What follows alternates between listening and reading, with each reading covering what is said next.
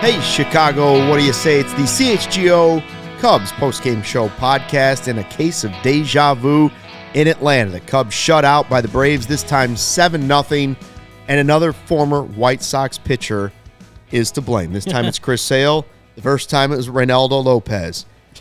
Lots to talk about. The offense is a little bit of that conversation. Injuries are another part of the conversation. Yeah. Jameson Taillon will be part of the conversation tonight. Joey potentially dropping his computer over there could be part of the conversation. And we will, Gary, talk about the Jake Slaughter era. Yeah, I know. When that trade went down, you were the first person I thought of. Thank you. Sorry, Appreciate that. Like, Gary, are you doing all right? I gave you the entire day to get through it. Glad you guys gave me some time. I saw the news. I got out of the concert I went to last night, saw the news when I was on the red line, and I was like, oh, man, I got to check out my friend Luke. Yeah, I know you've been his biggest supporter for a year or so now, maybe even more. Probably 2 or 3 years. Yeah, so. Yeah. Sorry. Anyways, we'll get back to that. We'll give him his respect.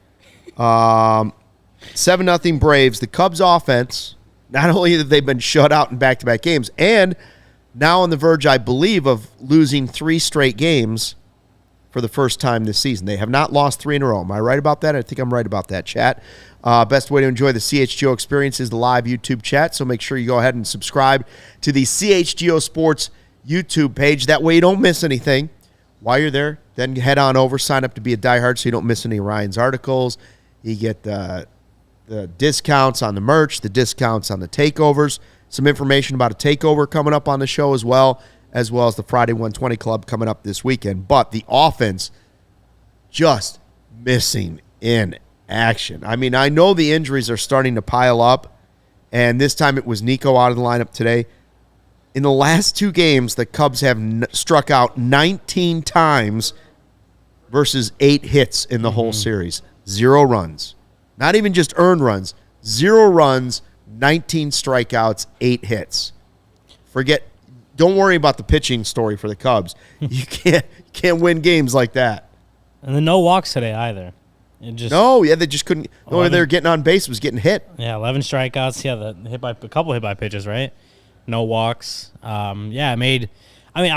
give it to Chris Sale. This is his best. I mean, obviously he dealt with a lot of injuries and stuff like that. This is his best season since 2019, 28, like that era pre-COVID actually, which is kind of crazy. But he's having a really good season on the mound for the Braves.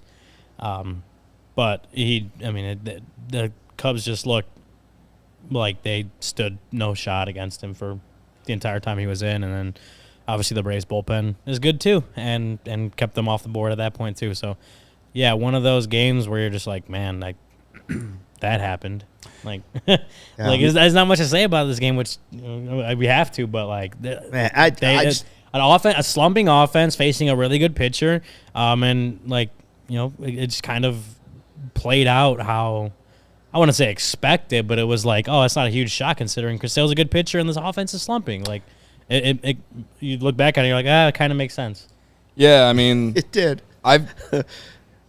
Before Nico was ruled out tonight, I felt somewhat optimistic about tonight's game just because there was a left-handed pitcher going on the mound. I know it's Chris Sale, and he's not Bailey Falter, who should have been shelled on Sunday. My point is that coming into today, the Cubs ranked 3rd against left-handed pitching in terms of weighted runs created plus at 133, behind Baltimore and Arizona. So they're one of the top teams against left-handed pitching in baseball this year. That said, with the lineup that they put out there tonight, without Nico Horner, without Dansby Swanson, you sat Ian Happ because he's been struggling. Yeah, I mean, you had to take Nico out of the lineup with left hamstring tightness. Yeah, so he got scratched late. like right before the game. Me personally, like, this isn't like you lost to the Pirates or the Marlins. You lost to one of the top teams in baseball again. Yeah, I didn't get to say this yesterday because I wasn't here, but I mentally prepared myself to hopefully win one game of the series. And I've said this before in terms of the Cubs playing teams at the right time at certain parts of this season. You know, winning that Dodger series, you know, very beginning of the year, they're trying to incorporate all these new players. You know, winning the series in Seattle after they won that series in Seattle, what happened with the Mariners? They kind of took off, and they're like leading their division right now. You know, like that. Those are just two examples of what I believe, and there's nothing you can measure it. This is Dell metrics, all right.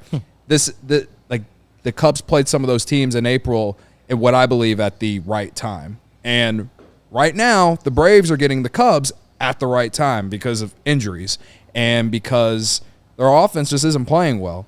I'm not blaming injuries on why they lost these first two games, but the lineup would look better if it had Swanson and Horner in there and Ian Happ playing better than playing what we're used to seeing him playing, you know? Like, that's just... And Morel not walking on one leg. Sure, yeah. I mean, I don't really know. I want to sit here and be really mad. I mean... If there's anything I'm upset about, it's the fact that you probably should have won on Saturday. If you swept the Pirates and then lost these first two, it probably wouldn't hurt nearly as much. But giving that game away on Saturday sucks. And so you're trying to make that game back up in this series, and you're not going to be able to do it because now I'm just hoping you don't get swept tomorrow. Yeah. Well, but, you know, like this is what it – to me, I'm more angry about losing on Saturday than losing this game because to me, I mentally prepared myself to probably lose the series, but hopefully at least take one game.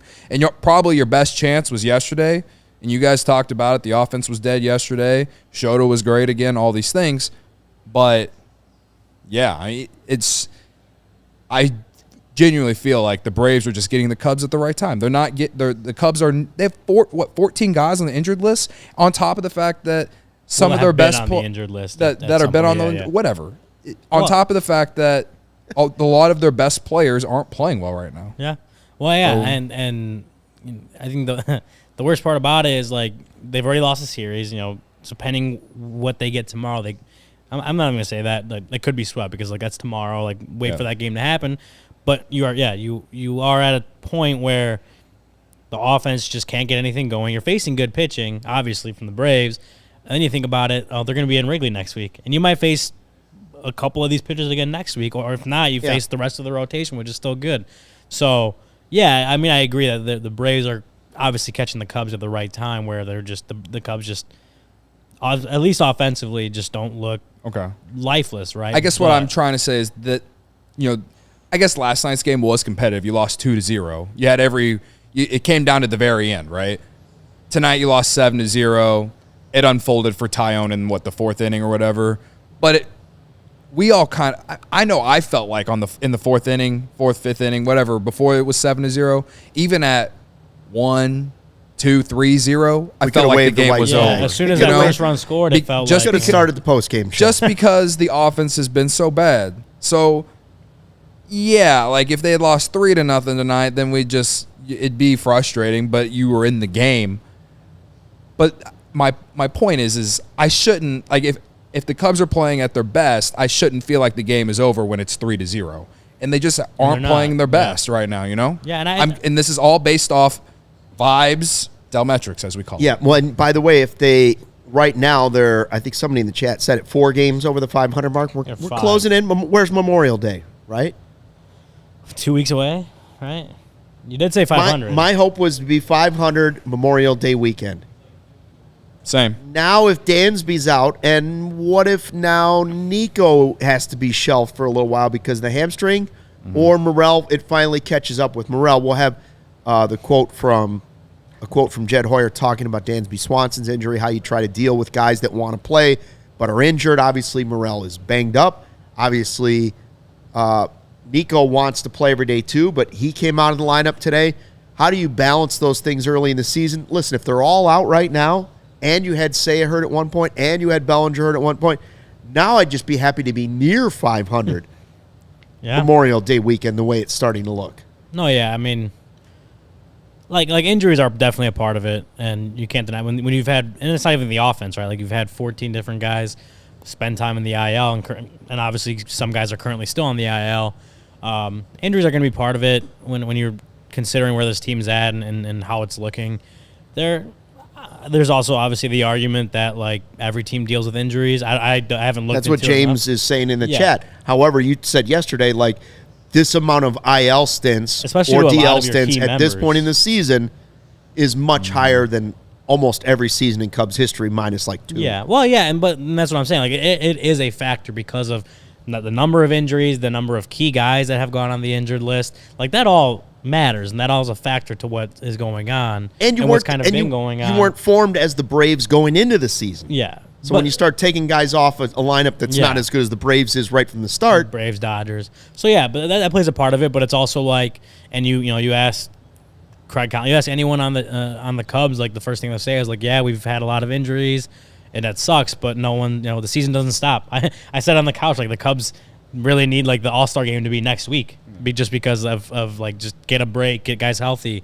Obviously that's not for another 2 months. So like the season's not going to stop for the Cubs. No one around baseball is going to be sorry for the Cubs. Like at some point it's just like they have to figure out how to win and go get through these injuries. They did a good job of that up until the last, obviously these last 2 games and the last couple weeks of just continuing to grind out wins. But I'm going to just go down to these last 2 games against the Braves. And again, it's the Braves, a really, really good team, both pitching wise, offensively, and they've proven that they're a better team. Like these last 2 games, the Braves have absolutely been the better team. And I'd say that they're the better team even if the Cubs were healthy. But having not being healthy, yes, it plays a factor. But at some point, you got to somehow manage to grind out wins. They did that this weekend, nearly swept the Pirates by grinding out some wins, and aren't able to do that in Atlanta. So, like, I'm just talking in circles here. I don't even know what my point is. But, all I'm saying is, like, no one's going to feel sorry for the Cubs. We can absolutely take into account the fact that the injuries are high, and that is a factor in what is happening to the Cubs team. But at some point, they have to just figure out how to win games. Like that's got to be what they do because no one around baseball is gonna feel sorry for them. I'm not trying to make excuses for the Cubs because of injuries. All I'm saying is, in reality, when you literally just said, Ryan, that when the Cubs are at full health, they're not better than the Braves. That with all these injuries, how can I raise my expectations? How can I say that they have to go out there and find a way to win? Like, again, I came into the series hoping to just win 1 game, and hopefully that happens tomorrow. But I don't know, man. Like, to me, this goes back to, like, what the record is right now. Like, we've said it for the last couple weeks. They're fortunate, right? They're fortunate to be in that situation considering all these injuries, and that's the way I'm looking at it. It's like, I think that's what's giving me some optimism because they got to play this game tomorrow, and then you get 4 with the Pirates, and hopefully you go back home and you get the offense going and you can get some of those wins back, and hopefully you play better against the Braves on your home field, which they did last season. So to me, I hate saying it like this because it's May, but while these injuries are going on, to me it's still like take every day 1 game at a time, because as we've seen, this team has beat some good teams too with all these injuries. Yeah. And they're not playing well against the Braves right now, but that doesn't mean that they can't turn it around. Well, yeah, my point wasn't about, I know I like kind of boiled it down to the Braves right now, but like my overall point isn't just this series against the Braves. Like it's just what they've been doing the last couple of weeks. Is like they just got to figure out ways to grind out wins. Injuries are affecting them, but again, at the end of the day, like whether it's the Pirates, whether it's the Braves now, whether it's the Pirates this weekend, Braves the next week, like whatever teams they've faced, like none of those teams are going to take it easy on them. None of those teams are gonna feel sorry for them. They just got to figure out ways to beat those teams and win games, and they've done a good job of doing that. Like when you say they're fortunate to be in this position, I look at it as just like, not even just fortunate, like the record, they have the record because they've played well enough to get that record. even with all the injuries, right? I don't even look at it as like luck or fortune. It's just they've done enough to win 24 of their 43 games, whatever it is. But they're in a position now where injuries are still mounting, and they just have to figure out ways to win baseball games, whether it's tomorrow against the Braves, this weekend against the Pirates, next week against the Braves. That's at the end of the day, they just have to figure out how to win games. But tonight in particular, let's be honest, and I say this respectfully, they were facing Chris Sale. Patrick Wisdom was leading off, and they had Miles Mastrobuoni and Nick Madrigal in the lineup as well. Yeah. They stood almost no chance to win this game. No. I said, like, if you could have the rule and you could wave the white flag after 4 innings, I would have waved the white flag. And the problem is, we go through the chat and we sit here and we do post-game shows after a loss and we think, this is the way we're going to fix it. Last night we were told by everybody, Wisdom needs to play more. He struck out 3 times. He is the only extra base hit, but it wasn't really an extra base hit. Okay? So don't take that away from him. And I say that respectfully. But yesterday we were telling Wisdom's got to get more playing time. And the day before, it was the bullpen. And it was like, and there's no easy way to fix this right now. When you're trying to plug holes and you're going into it, if you would have told me this morning when I woke up that Wisdom was going to be leading off for the Cubs against Chris Sale, I would have said, I'm calling in sick. And that's not against Patrick Wisdom. I just don't know how he ended up there or how we thought it was going to go well against Chris Sale. Maybe there's some stat line that I don't know about. But when you tell me that Wisdom, Madrigal, and Mastrobuoni are in, and you have Happ playing so poorly right now that he's out of the lineup, and you have Dansby hurt and Nico hurt, then I'm going to look and say, there's no way they're beating Chris Sale tonight. Right. It's going to take one of those crazy baseball nights where something totally strange has to happen, and it just wasn't going to. We've got an injury update coming on Adbert Alzolay. Got a Nico injury. Talk more about the Nico injury as well. But first, Cody's going to tell us about our great friends at Circa Sportsbook. Circa, it's not been very nice to me, but it can be nice to you guys, all right? And when I say that has been nice to me, it's because I just can't win a bet these days. I've been so many. You were on a tear before that. So many bad beats the last 4 days. Like I had Seiya to get a hit tonight, and he got one to fall in, and of course Acuna picks it up and throws it to second to get the force out on PCA because it was such a tough play to be able to read, and so it's ruled as a force out instead of a hit, right? Which was annoying because it was my one other leg I needed on my parlay, and I lost, which makes me want to pull my hair out, to be honest with you all. Anyway, you don't ask for my gambling advice right now. Get touch Luke. He's lucky, all right, or maybe Ryan. I don't know. But the three things I really love about Circa's Sportsbook is their tight money line splits. The games strive to be a -110 split on their menu, unlike other sports books which use -115 or -120. They keep as little money as possible on large market bets, especially compared to other books. And they don't limit players based on their winnings either, which is something I really love. Every player has the same limits, unlike other books who do limit winning players. They encourage bettors to download and explore all sports betting apps available, and so they can compare the lines from each sports book. And then finally, I really don't like chatbots, and they don't use chatbots, so that's one reason why I really like them. There are real people behind the Circa Sports brand who resolve issues in a timely fashion, unlike other books who use said chatbots. All aspects of the app are being run by the same team that runs the main Circa Sportsbook at Circa Resort and Casino in Las Vegas. So download the Circa Sports Illinois app at circasports.com/Illinois-app to sign up today. Also be on the lookout for Circa events, watch parties, and tailgates. They're with us for all our Friday 120 Club events as well, which is this Friday. All right. Shout out Circa. They had a whole team there. Oh, yeah. Last one. They had a bunch the of two people girls there. that always come out there, they're super nice, and they're awesome. They're awesome people to hang out with. So shout out to them. So if you or someone you may know may have a problem with gambling, call 1-800-GAMBLER, text GAMB to 833-234, or visit areyoubillywinning.com. Some beers can say they're brewed for baseball, but only Blue Moon is brewed by baseball. Beer and baseball just go together, and no beer goes better than the one that was literally born in a ballpark. Blue Moon, created at Coors Field in Denver, Colorado. It's the natural choice for all season long. Nothing beats watching baseball or lounging by the pool, hanging out in a boat with an ice cold Blue Moon. Blue Moon was brewed by baseball to give you a little dose of nostalgia and get you excited for the season. A beer this good only comes around once in a Blue Moon, but you can enjoy it all season long. Bring the ballpark to you with Blue Moon Belgian-style wheat ale. It's one of a kind every time. Get Blue Moon delivered by visiting get.bluemoonbeer.com/CHGO. Important letters, CHGO. To see your delivery options, that's get.bluemoonbeer.com/CHGO. Blue Moon, made brighter, celebrate responsibly. Blue Moon Brewing Company, Golden, Colorado. Looking forward to the next Blue Moon Beer Bat Chug from Cody Delmendo. We hope it's tomorrow night. Otherwise, the Cubs will have their first 3-game losing streak of the season. All right.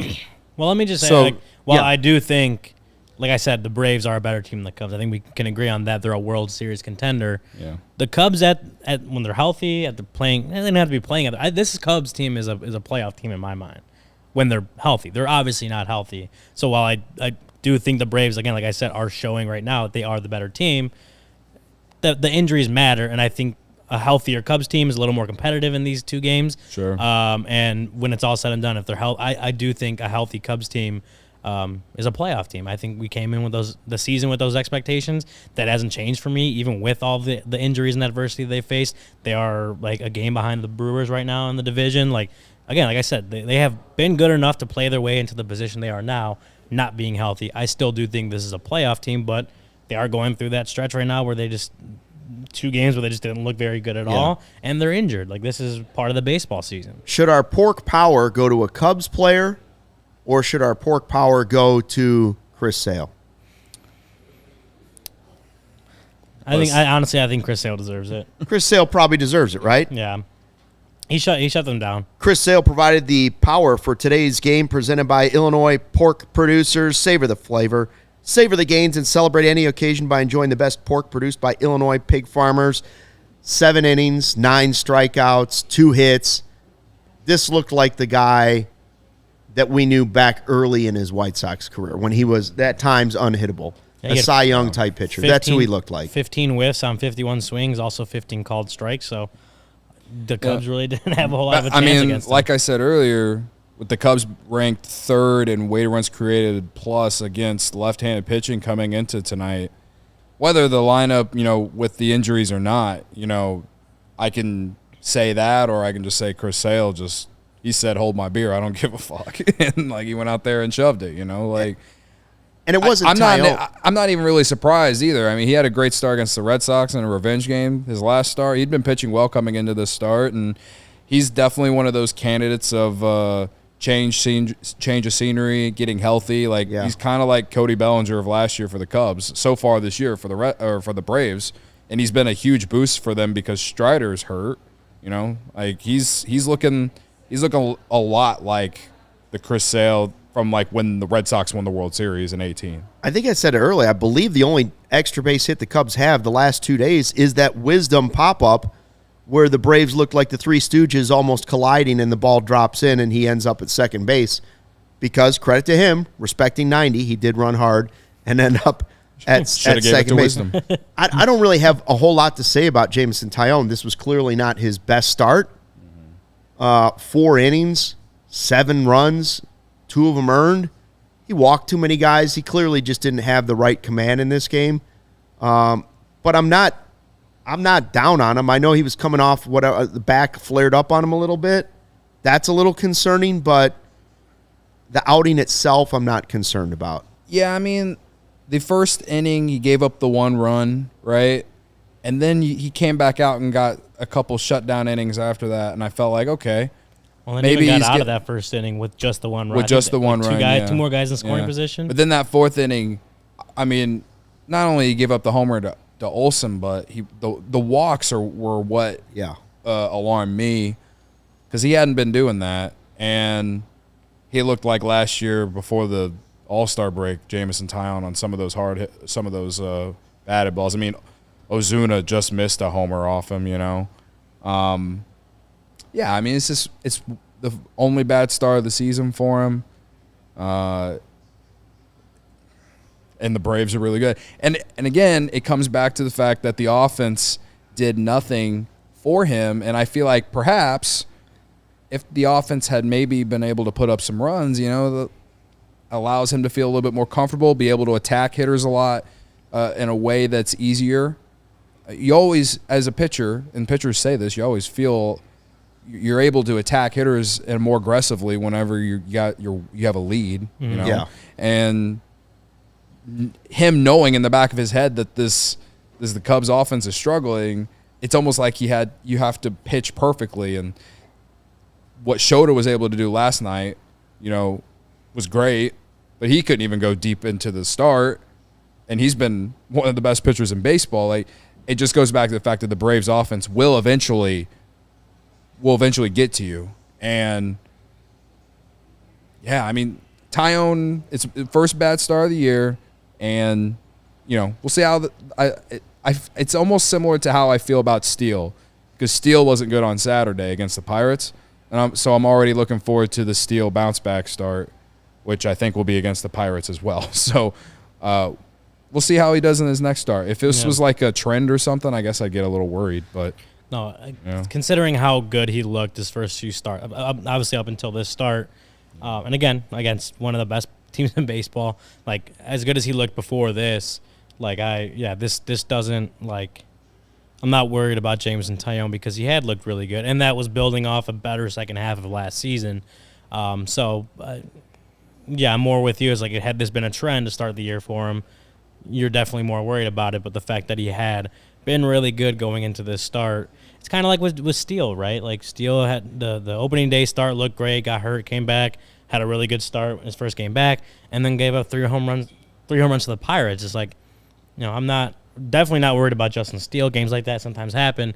Taillon, maybe you're a little more worried about because he had a lot of struggles last year in the first half, but I think the way he did in the second half, and then his first few starts of this year before tonight, I'm not worried about Taillon either. I think what we saw before this game was more of the pitcher that Jameson Taillon will be for the Cubs. So until it does become a trend, until it does become a trend, I say here, and I'm still confident that Taillon has number 2, number 3 starter potential for this Cubs team right now. So not Ian Happ, Nico Horner, scratched with the hamstring tightness, said he was trying to play through it recently. So like Dansby, it's another guy who was banged up and was trying to gut it out. I don't know how long this is going on. That's a question. We'll get to the Dansby talk here in a little bit. I don't think it's at the level of Dansby, though. I don't either. I'm a little more concerned that it's a hamstring. And hamstrings can be tricky, and if I'm the Cubs and he's been playing through it a little bit and finally it was enough to sit, I'm okay with him sitting again tomorrow. I just don't know how much time is he going to miss if he has to sit. Fast forward to tomorrow where you're trying to salvage one win out of this series. Let's say Nico's not in there again. Are you bringing Happ back, who sat one game, and putting him back in the leadoff spot because that's where he had the most success early in the season? You're certainly not batting Patrick Wisdom leadoff again, right? Who's batting leadoff tomorrow if Nico can't play? I think it would be Charlie Morton on the mound. I think it would be Happ. It'd probably honestly. have to be Happ, yeah. Because even though he's struggling, he's still on the season has like a 13.5% walk rate, so he's finding ways to get on base. Yeah.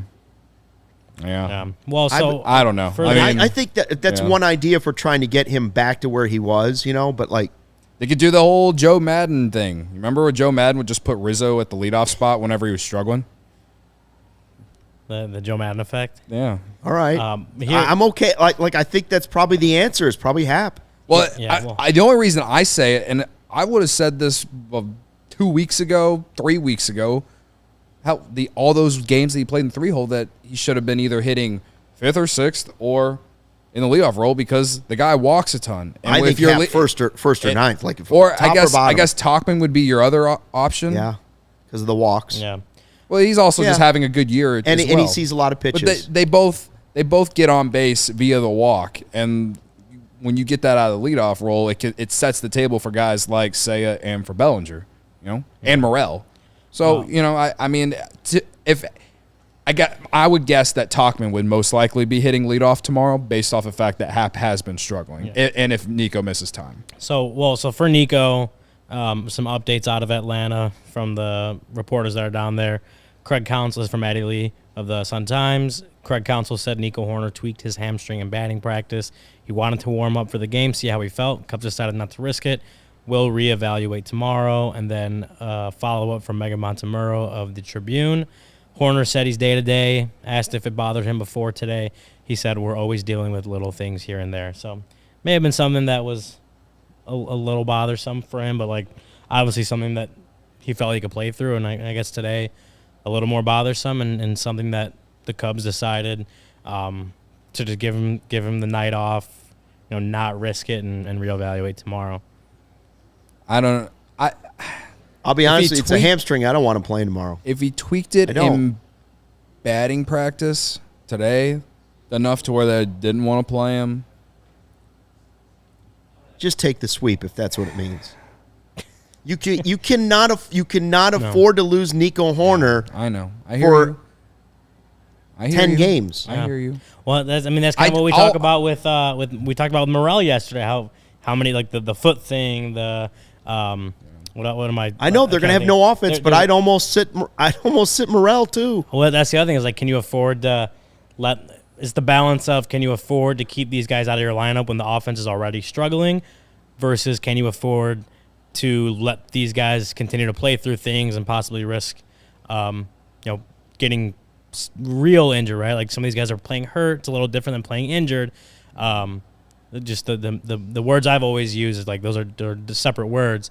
Can you let a guy play through little bumps and bruises, a little bit of hurting, but can you afford to, like, allow that risk of them getting injured and missing more time than they may otherwise, right? Like, that's the balance, and that's the, when you're talking about Jed Hoyer, Carter Hawkins, Craig Counsell, the decisions they have to make, that's what they have to balance. Let's be careful, though, because it's not like this is last year in September and they just dropped a couple games with the Diamondbacks and they need to go balls, so they can't afford, like, we talked about a couple minutes ago, they're one game right now out of the first place in the division. So I would urge, just from my perspective, it's like, let's not maybe overreact. Obviously it's been, there's been some bad injuries, but let's not risk the long-term health of the team just to maybe stop this stop the bleeding. Yeah, in the short term. Yeah. Well, I was going to save this for later in the show, but let's do it because it's part of this. So Hoyer was on the score this morning, and he was talking specifically about Dansby Swanson, who'd been playing through it and wasn't showing the normal range that he shows at shortstop, and he wasn't hitting like Dansby Swanson. It just wasn't the same guy out there recently. And he was asked about, like, how do you tell him you've got to sit down? Because this is a guy in his opening press conference came to the Cubs and said, I'm playing every game. I'm playing 160. And they're like, well, I don't know. And he's like, no, I'm playing every game. I'm playing every game, and I'm going to tell everybody in that clubhouse that's what they should want to do too, play every single game. But at some point, it becomes a detriment to the team. So Hoyer's response on how does it get done, he said first, like, well, I ran into him, and we talked about it, and then Craig ran into him, and he talked about it. Then we all talked about it, and then finally it was like, this is it. He said, quote, it's a very difficult thing in general, trying to find that balance between playing banged up and being out there and helping the team minus win versus when you need a break because you're going to continue to get worse. You're not going to help the team that much, and you're not going to get back to health later on. That's the other problem. Yeah, that's what I'm talking about. That's the balance. For instance, if this is I know we talked about Morel's toe last night, and some people were like, is he hurt? And I'm like, well, he didn't look great again tonight. Could he use the day off? I don't know. Some guys, I guess, you go. Mm-hmm. Yeah. He did DH, so that it's bothering him some, and then he got hit again. As for, like, Dansby and now Nico, a hamstring, I don't want him to pull the hamstring playing tomorrow, and then we miss him for a month because this team cannot afford to lose Nico Hoerner for a month. Yeah, that's basically my point. Is just, and I don't know if one game off is going to be enough of that, but, like, Does he need one game? Does he need two? Does he need three? And I'd rather have three than a month. Yeah, exactly. So that's the balance. It's like you could potentially have him back in 3, 4, like whatever the number is, right? Yeah. But you don't have to put him on the IL, which means you're not losing him for 15 days. But if the risk is severe enough, might it be better to just put him on the IL than risk that injury coming and then you lose him for a month or something like that, right? Like that's all I'm saying is like I don't know if there's a right answer because you don't know until these things actually play out. But that's why the guys that are in charge, like that's the decision making that they have to go through as far as can we afford to just give Nico a few days off here at a time when our offense is already slumping and see if he can get healthier. Here's a meatball comment. We got meatballs All here. right. Yeah. And Barb's got meatballs for the dogs next door. Turkey meatballs. Over the weekend, the Cubs were the MLB pipeline put in two more or a new player into the Cubs top 100 or into the top 100. Right, 8 now. 8 Cubs are now on the MLB pipeline. All right. Considering the injuries, all these things considered, what do I want Owen Casey to come up now? Like if this team was healthy, no. But considering where this team is at, and considering we don't want Nico Horner to be out a month, and you want to take it easy, and all these little things, like I just use Owen Casey as an example, but it's not like your farm system sucks. You have actual depth, like actually use it. Well, Brendan Davis is on the 40 man, isn't he? Yeah. Yes. I think if He's been playing great. Yeah. Why not bring up a hot bat for a couple and I days? say that Luis this. Vasquez, I'm saying this as like. I know Gary's I'm saying got a new this guy. is like a meatball thing because I feel like any fan could just sit in front of a microphone like I am right now and say, "Oh, call up this guy; he'll save the team," or this or that. That's the only thing that holds me back because I know because I'm not because none of these prospects are Chris Bryant. Okay, I know that whoever you call up isn't going to completely fix everything, but again, it's not like your farm system sucks. And Vasquez has been playing well in AAA this year. So why not give 40 man? I think that's so give him a chance. If Nico actually does hit the injured list, I think he will get the call. And actually play him. Don't just call him up to be depth and continue to play Mastroboni and Madrigal at the same time. You know what I mean?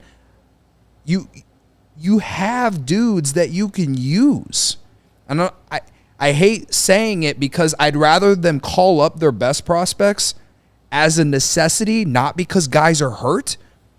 But with Swanson out, Nico potentially being out, I mean, you need some guys to come in and help provide a spark because you've gone 18 scoreless innings against the Braves this week. And hell, you didn't even really play that well against the Pirates. And honestly, since mid-April, the offense really hasn't played that well. So At what point does the front office feel like we need some sort of spark, something? I just feel like they haven't had that. They haven't, like PCA kind of, but again, PCA was called up because of an injury, not because he was ready. And he has performed as well as you could have asked considering how bad he played in AAA, right? But he might go out for somebody else to come in and just to see how it goes. Well, yeah, we're talking about draft picks and prospects and things like that. I want you guys to make sure that you make Ray Chevrolet your first draft pick for your new Chevy this May. Visit our partner and shop their Memorial Day sales event going on all month long at Ray Chevy on Route 12 in Fox Lake and at raychevrolet.com. As one of the top-selling Chevy dealers in the Midwest, you're always able to shop one of Chicagoland's largest Chevy inventories. Plus, you can find the perfect tailgate vehicle right now.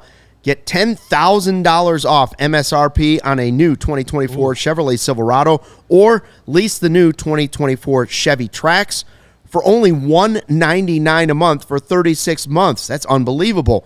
Or celebrate Memorial Day your way and shop over 125 of their vehicles priced under $20,000.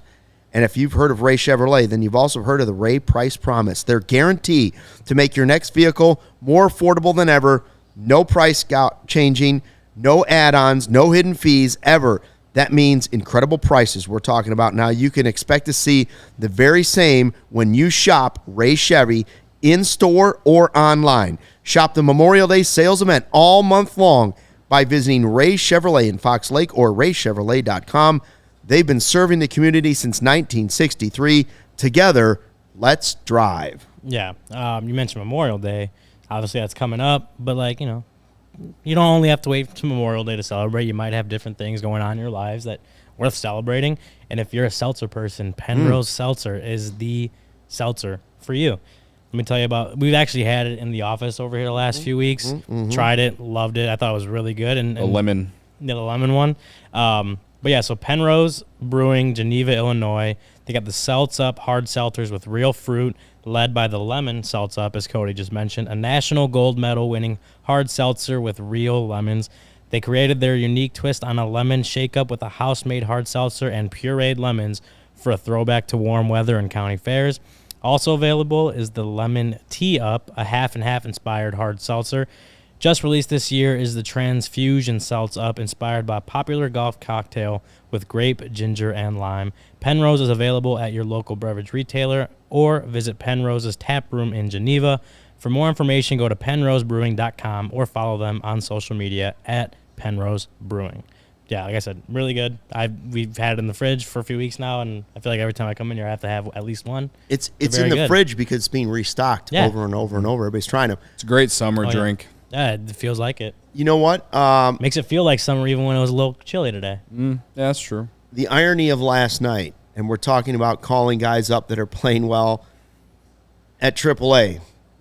Gary's been out there pushing Jake Slaughter at us after I did. You know, I got Gary on it probably. You got the train rolling. You got I said, Gary, you need to meet it. the family. You need to sit with the family, these people. Yeah. You definitely started the trend. Of course I did. And I said, they got to get this guy up here. They got to call this guy up. They have to the guts. They have to have the guts to call this guy up. No guts. If Nico's hurt, he might have been the guy that was called up, but instead he was traded for Tyson Miller, who actually pitched well tonight. What, 2 scoreless? Came back. You don't like it, Joey? Yep. No, I'm just saying the Cubs are cowards. The Cubs are cowards. Gary, I honestly, when it happened, I shook my head and I thought, poor Gary. Like, this guy's been so excited about this player being called up, and he hung his hat on Jake Slaughter for us forever. And he's had a good season. But now I see he's hanging his hat on Vasquez. Now he says Vasquez is the guy to hang your hat on. Yeah. Gary, what was your initial reaction when you first saw it? I told you I thought this guy was not. I was like, listen, he's having a good season at AAA. He's kind of log jammed. Maybe it's not right that he's log jammed, but a guy at AAA who's having a good season and is blocked by definitely at least 2 players for long term. Clearly becomes a guy that you look at and say, ooh, we might be selling high on this player right now when we need something back. I remember last week when we were like talking about closers and Cubs trading for a closer, and we're like, Gary, if the stock up, stock down was happening, Slaughter stock was going up. It was like if any of these teams came to the Cubs and were like the headlining of this trade is Jake Slaughter, would you be about it? And Gary said no. And the Cubs ended up trading. Deserved a chance with the injuries. Just last messing 2 with Gary years. a little bit, but Gary, that was Gary's guy. That was Gary's guy. We're giving a lot. I hope credit to us for giving a lot of airtime to Gary. All right. Yeah. Oh yeah. Credit to us. It will be fun to watch his career now and see if he can catch on with the Mariners and be another one of those players where you go, man, how did they let this guy get away? Or will he just go on to be another major league, a guy that has a cup of coffee in the major leagues? I don't know. Good luck to him. I hope he becomes a good player. The only thing I really agree with Gary in terms of Jake Slaughter getting a chance is the fact that I've never thought that Mastroboni and Madrigal both deserve to be on the roster because they're the same player. I thought that one of them deserved to be here, but not both of them. So, that's the only thing that I kind of feel bad for Jake Slaughter and not getting his chance with the Cubs, but he never had a future here. So, that's that. I don't think that we're going to be sitting here and looking back in hindsight personally, but that doesn't mean I'm not going to, hope the guy has a decent career. What's the old Boys to Men song? It's so hard to say goodbye. That's what was playing in my head as I was reading the the tweet saying that he'd been traded. I was just No. like, You know what it was? It was the Sarah McLachlan, I Will Remember You. Oh, yeah. I will remember you. Well, I saw the That tweet was and it. Yeah. I saw the Let's go tweet and was into like, I swear I saw that guy pitch for the Cubs in 2020. Yeah, And I was I right forgot about because that. then I looked it up on Baseball Yeah. Reference on the Yeah. red line last night. I was like, oh my god, how did I know this? Well, Hoyer says he's been great. He was DFA'd by the Mariners because they needed a 40-man spot, but he had been pitching pretty well. Yeah, It's kind of like it was a because he Garrett- was out of options. He was one out those, of like, roster options. crunch things. Is it can we I know it's a hitter, but can we basically kind of compare this to like Garrett Cooper? Well, Alzolai's got this. As far as a roster crunch? Yeah. In a way, yeah, from the Mariners side. I think this is a direct line to not only was Alzolai struggling, Alzolai's now got a flexor strain, and this is a guy who can go in and get right-handers out. Yeah. He gave you 2 good innings tonight, and I think they looked at Adbert and were like, listen, even if we can get this forearm flexor feeling better, he wasn't pitching super well. This could be a longer road back to trying to get him where we need him to be. We've got to have a stopgap. They don't think they had that person necessarily right now at AAA, apparently, or AA, and so they went out and got a guy that they knew and that they can look at and say, well, he was pitching pretty well this year. Yeah, I'm looking at it. He's, the one thing about it stands out is obviously his fastball velo is pretty low. His four-seamer is only averaging 90. This is going into today, 90.1 miles per hour. Sinker's 92.6. Like on Baseball Savant, he's in the 5th percentile on like fastball velo, but his extension is 95th percentile. I might need Brennan to kind of explain how that balances things out, but no, he was pitching pretty well. He had a 26.7% K rate, not great, just a fine strikeout rate, but 2.2% walk rate is very, very good. Like that, you look at that. Had he be qualified with that's in the. That's deep red. That's very, very high up. So, as far as walking guys, it looks like a guy that has better control on that. He gets a lot of chase with his pitches. Whiff rate's not great, but the strikeout rates, like I said, is definitely above average. So, it's not the big bullpen addition that He's not going to solve all of the problems, and Almonte's a problem with his injury as well. So, but this is why that's a direct relation to that. But too. this is when you have guys that are playing well in the minor leagues that just don't fit on the major league roster. Like when you have a farm system as deep as the Cubs are right now, you're gonna have guys that aren't gonna ever play for your major league team. This is what you're supposed to. These are the moves you're supposed to make with some of those farm guys that just aren't going to get the shot with you. And again, like he's not the big reliever, the back end. He's not the big back end, high leverage reliever addition that's going to solve the Cubs' problems. He's not the guy that people are calling for. But hopefully he's a guy that can come in and help steady that bullpen a little bit, middle relief type stuff.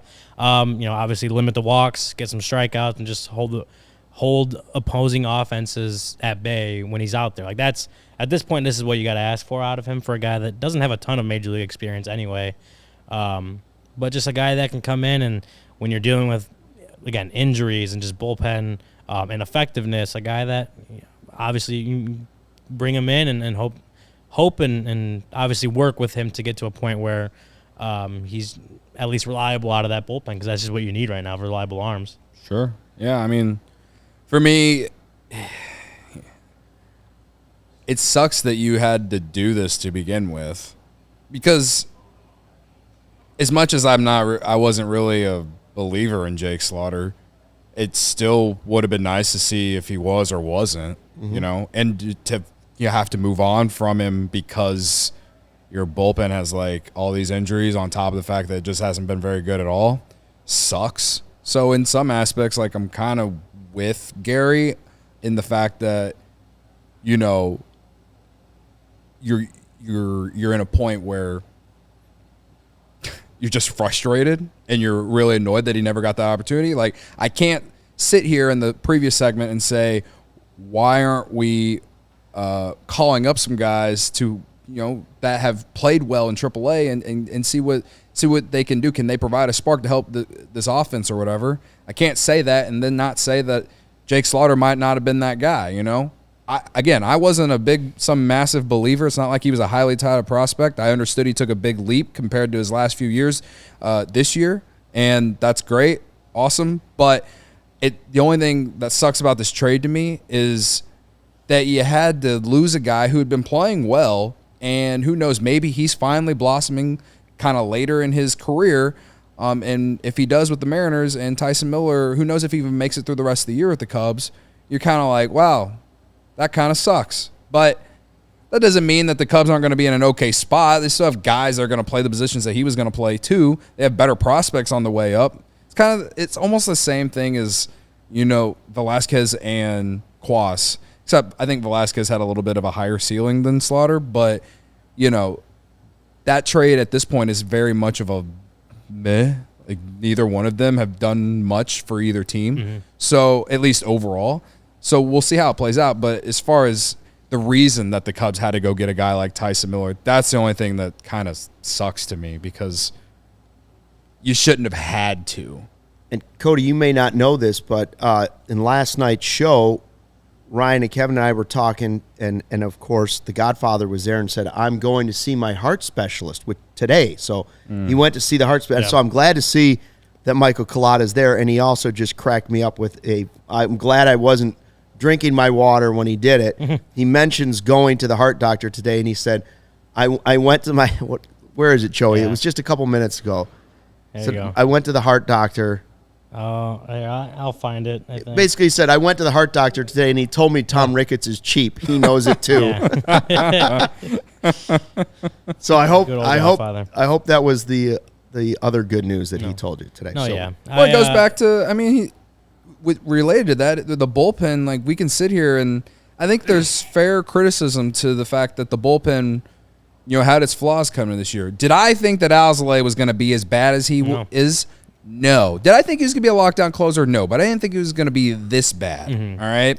And you didn't think one thing you'll say is, like, they don't spend a lot on the bullpen. They gave Hector Neris $9 million, and I think we all expected him to be a really good, at the very least, setup. And he'd probably be better if he was in the role that he was brought in to be. And I expected Merriweather to be one of their top 2 or 3 relievers. Right. And he's hurt. Not that injuries don't happen to every team, but now you've just taken a huge chunk of the bullpen. And that's out. where it's at. So your only reliable, healthy option is Mark Leiter Jr. I think, Ben Brown and Hayden Wesneski look like they're kind of moving back to the bullpen, and hopefully they could help shore up some things, give some some length, some effective length, and help out that bullpen. And Tyson Miller, again, as we said, is like, hopefully he could be another reliable option out there. But just we've seen through the first month and a half, they haven't really had that outside of Mark Leiter Jr. Just through this month and a half that we've played so far. So I'm frustrated with the lack of aggressiveness on improving the bullpen in the offseason. But I feel like I could say that about the entire team. I feel like there should have been more aggressiveness, whether it was via trade and all this. And you can go back through hours of audio of me saying something along those lines this past winter. But we're here now, and at least Jed did do something to try and help this bullpen. At this point, we all knew it wasn't going to be anything major. Right? They were lucky that the Mariners put this guy on, DFA'd him to begin with, so they could get him. But it's just with Brown and Wesneski looking like they're moving to the bullpen. These are all things that I was thinking that the bullpen will be better because of them being in there. So theoretically, hopefully that continues. At least we can say these last 2 games, I don't think you can sit here and say they lost the last 2 games because of the bullpen. So because they didn't score any runs. Right? So that's factual. They didn't lose it because of the bullpen. Right. So to me, hopefully Miller just kind of provides some depth in that bullpen, and once some guys come back, he's able to, they're able to use him in middle relief, 5th, 6th inning, stuff like that. Good matchups. Yeah, good matchups against righties. Overall, in his 2 scoreless tonight, I thought, he almost gave up on a homer, I think, to Olsen. But other than that, I thought he was fine. There's nothing. It's hard to take anything. Right, it's it's hard to take anything away from him. It was 7-0. Yeah. You know? If anything, it was a good game to get him in there to get his feet wet in a Cubs uniform.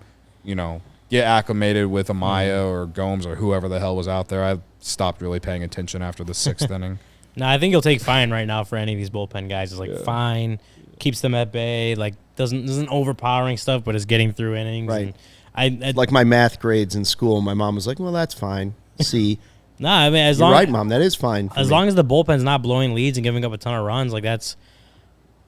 I mean, you're taking that with the bullpen right now, the way that it's performing, is hoping that is the building blocks for the bullpen improving throughout the rest of the season. I'm not saying I expect that to happen. Like you need to see it first, but like a couple guys come in, scoreless innings. It was a big lead by then, but kept didn't let them add on.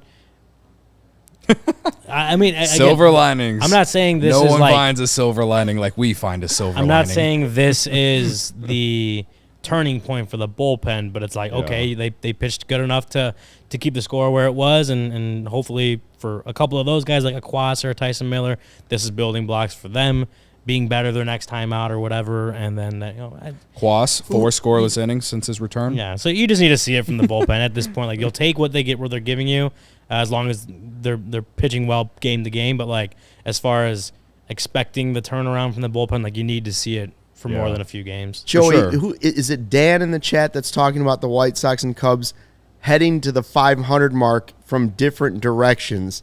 The Sox are 12-30. Let's slow our roll on them getting to the 500 mark.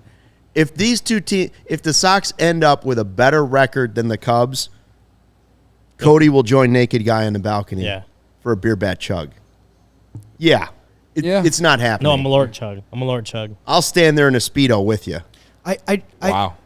If they end up with a better record than the Cubs this year, no shot. Well, I don't think they will, but yeah. No shot. It's been very rough the last week or so, and honestly, for more than that for the offense. But it seemed like it was going to be rough after the first 2 games, and it seemed like the offense was going to be a juggernaut after the first 3 weeks of the season, and so this is the reality of an 162 game season. You're not going to be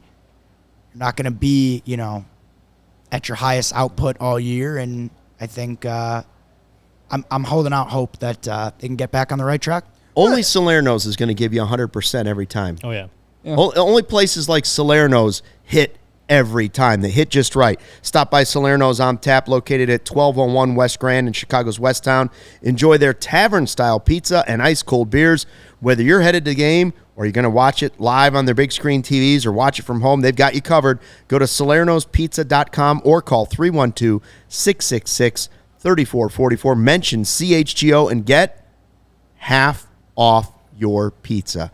That's right. Half those slices are basically free in your mouth. I don't think you can Head to find a better salernospizza.com or call, again, 312-666-3444 for more information. Mention us, CHGO. They'll give you 50% off, 50% off, 50% off, half off.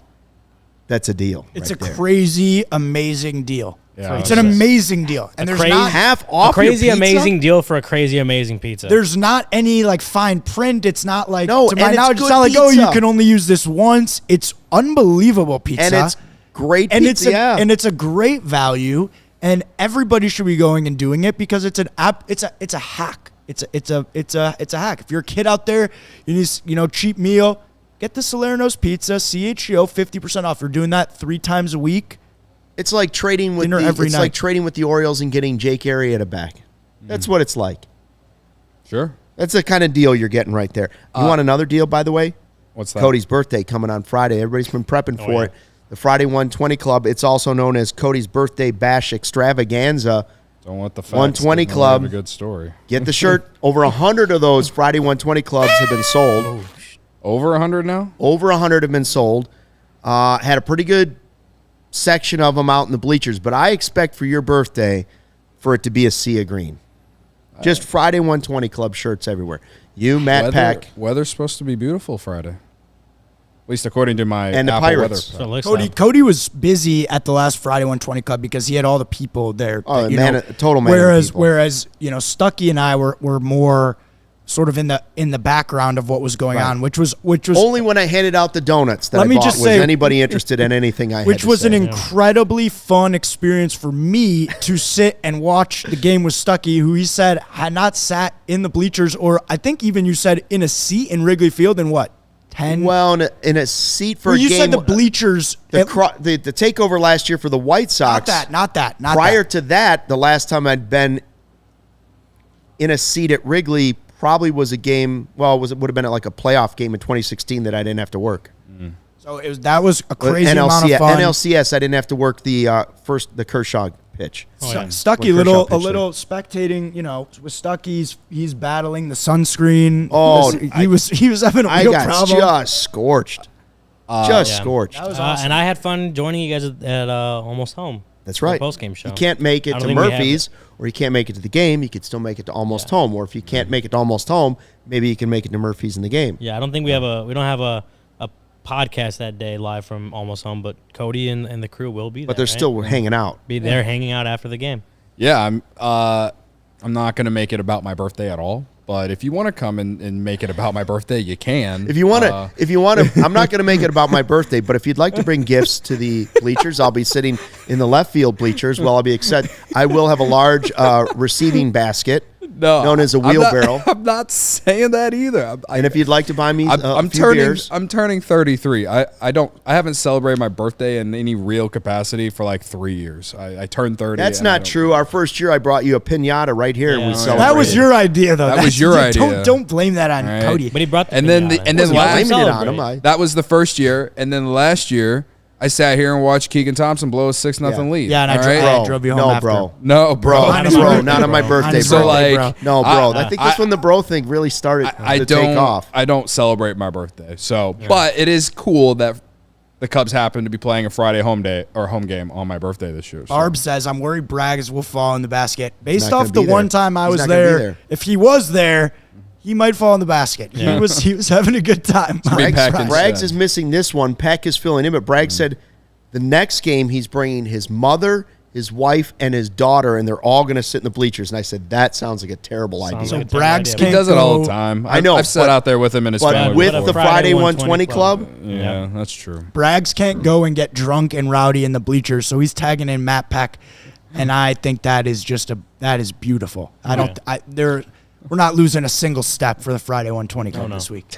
will he have his? Will Peck have his Birkenstocks? oh, for yeah. sure. Tank He'll top. be wearing a joking? tank top, A tank top for sunglasses. sure. Tank top, Tank short top. Tank top, Shady Yeah. Rays, tank top, Birkenstocks. Sun's out, pits out. He's going to be Oh, yeah. tank top in it with toes out. That or he'll be wearing the Friday 120 Club shirt. He'll cut the sleeves off and Yeah, turn for it into a tank. He'll just probably. tear them yeah. off. Oh yeah, absolutely. Tear them off. There was a comment from Donnie who said he said that I'm afraid to take that bet. Ooh, Yeah, my hesitation answering Stuckey on the challenge leads me to believe Cody might be nervous about that bet, which is the going out on the balcony to If the White Sox finish with a better well, record the reason than that the I was Cubs- hesitant was like, what are you saying? Like, do I have to go out and like be naked with naked guy and do a beer bet? Like, I don't want to go stand outside naked on I'm the a Lort balcony. bat. I'm a Lort bat. I was, Well, you wouldn't have to be naked. You have FaceTiming to my be kids shirtless. tonight, and I was showing them the skyline. I'm like, look at the buildings. And then I looked to the side, and naked guy was standing out on the balcony. I'm like, can't turn it that way. Don't So, want the you kids know, to see I'm something. going- 30 pounds down, but listen, I don't want to go outside naked. I want to run into Are you naked like? guy. Aren't you like 100% There's a- confident the Cubs won't end up? Yeah, with there's a a Yeah, better but chance- like it'd be my luck. There's a better chance the Bulls win the NBA title next year. Fair enough. That's yeah. I mean, I didn't say no, but They're not. I'm just They're imagining. 12 and 30. We're talking about giving me the 500 mark. Let's slow down a little bit. Yeah, I that's was fair. I was That's walking fair. in yesterday and I thought to myself, if I had seen Shirtless Wonder, aka Naked Guy, and I said, hey, you want to come in the studios? I just imagine people would be like, who is this? I don't recognize him. I'd be like, Right. hold on one second, take off your shirt. And he takes off his shirt. Everyone's like, it's Kevin. Naked What's Guy." going on? Oh yeah.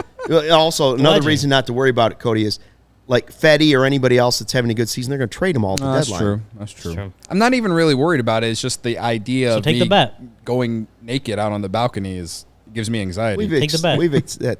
It's not even a bet. It's a promise. Oh, okay. Yeah, that's what I'm Have saying. I ever broken a promise? Yes, but I won't need to this time. I mean, just to put it out there, if that indeed If they happens, finish with a I will better do record. that. Yes. Okay. I'll do There it. you go. Okay. Credit to So, you. credit to me. Credit to you. Cody's a streaker. I'm streaking. Yeah. Come on, everybody. There we go. That's how we end it. It would not be a Malort bet. That's for sure. Assad, I believe, was announced as a starter tomorrow. I don't think there was an announced one yet. So Javier Assad will start tomorrow for versus the Charlie Cubs. Morton, right? There you go. Assad's been really good for the Cubs this year. Like we talked about it on Sunday, I think, or like last Sunday with Brendan or whenever it was, and we've talked about him since. That like the way he's pitching, even when this team gets healthy, like Assad does deserve to stay in the rotation as long as he keeps pitching this way. So we'll see how he can do against the Braves tomorrow. You know, obviously the hope is he can lead them to a win and avoid the sweep. So yeah, I like Assad in that position, just closing out the series, especially if like they're down Nico, like the lineup looks more like it did today. I think Assad's been good enough in that rotation, been really good in that rotation, and I'm intrigued to see what he can do against the Braves lineup. We have a who you got. Do we need to pick a who you got? Or, again, last night I said nobody should win, but we ended up giving it to Kevin Wells. Yeah. Because his player hit it to the warning track. I'm pretty sure the only highlights that the Cubs tweeted tonight was Miles Mastroboni, but I didn't take him tonight. I took Madrigal. Yeah. So, I did. But say I we did gave take it to- Mastroboni. we just give Joey a win. Well, I said that, but then he was mean to me, so I rescinded my. You vote rescinded for your Joey. vote for Joey? So. I mean, I think we can just bag it completely. It was just it's a game that. All right, Joey wins. Fine, that's fine. Credit to Joey. And credit to the 4 people. We know who you I are had that gave us Quas. the thumbs down. It's our moms. How do we get Oh, 4 yeah. thumbs downs? What Our did we moms do? don't like us. Apparently. Oh, my mom, she wants me to call her after the show. She does? Yeah. She texts me. She's like, call me whenever you're free. Because I'm she's like, going to be "Oh." like, I have to explain why I gave you a thumbs down. Yeah. There you go. You weren't vibing. There weren't enough vibes, vibes. Cody. I Not gave you a enough thumbs vibes. down on the live Not YouTube enough chat. vibes. I mean, in closing, this game sucked, and good night. This one goes into the throw it into Lake Michigan Yeah. folder. That's right. I gotta add that to the tweet thread. Say But, flush it and see you in Green Bay. yeah. The ass man tomorrow. We'll see. Anybody can shut him down. We'll see. He didn't. Can he hit? Can we let him DH? He wasn't really that great against the Pirates, so I'm hopeful for a better start. I mean, he just didn't go deep. He was effective. He just didn't go deep. So I'm hoping for at least 5 tomorrow. Going up against a good lineup. Honestly, how great would it be if you could see Carlos Zambrano go out there as the DH tomorrow? Out of hit a shape, couple Carlos bombs. Zambrano just taking massive hacks. Carlos Zambrano. Hit a couple bombs. I'd yeah. be into Who it. would I'd you be into rather it. have, John Lester or Carlos Zambrano go out there and take hacks? Or Jake Oh, Arrieta?